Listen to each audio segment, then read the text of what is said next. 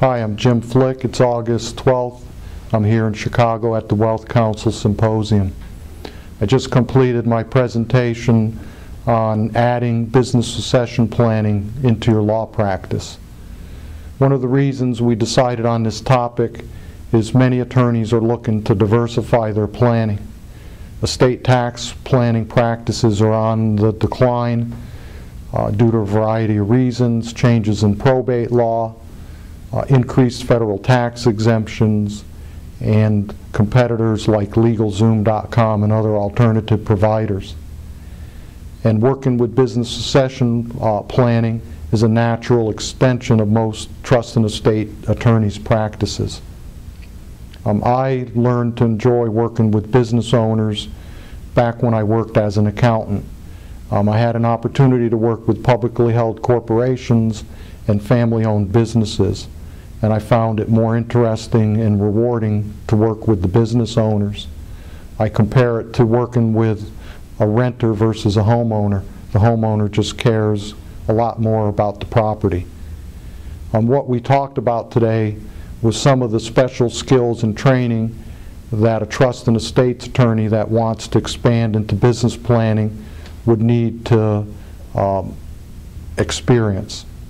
Some of the planning we talked about is already available through WealthCounsel, through its training programs, through some of the modules on the WealthDocx document assembly system, and through materials freely available on the knowledge base.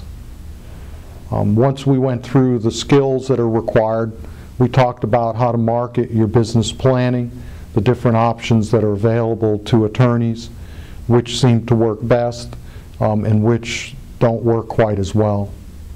In addition, we talked about the traditional approach to business planning, which was more limited in scope and planning for the death, disability, or retirement of the owner, and had no focus on the business itself.